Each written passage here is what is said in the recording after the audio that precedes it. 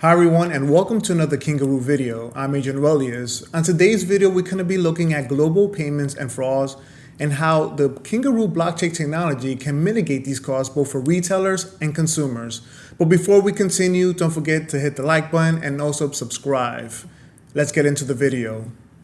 Alright, would you believe me if I told you that the cost of fraud globally is over $5 trillion? It is hard to believe, but keep in mind that fraud is happening every single second, every single day. Now, I myself been in the retail space for about 25 years, and I've seen my share of fraudulent activities. Let me give you one scenario and one that I did see a lot that both cost the consumer money, the retailer money, and also time.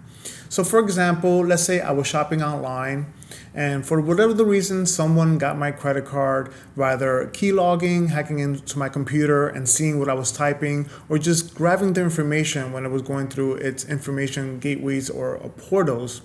Now, what usually happens is two things. They could either duplicate your card and use it for online purchases, or they can make a dummy credit card and go to the store and make purchases.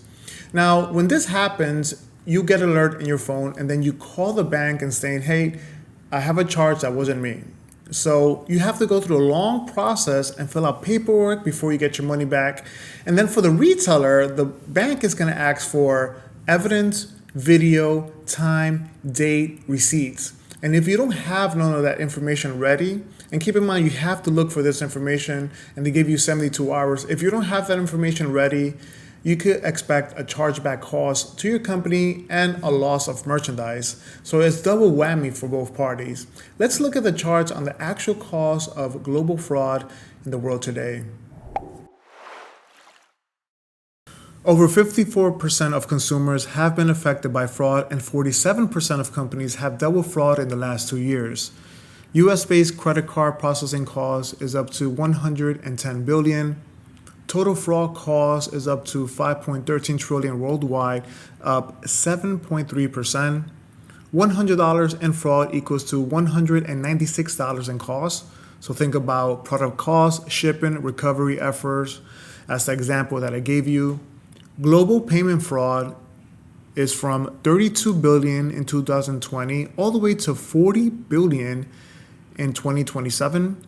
Companies will spend over $9.6 billion in fraud protection in 2023. So how is the blockchain mitigating some of these costs? Well, number one, you're not using a credit card to make the transaction, and the company is not taking your credit card information.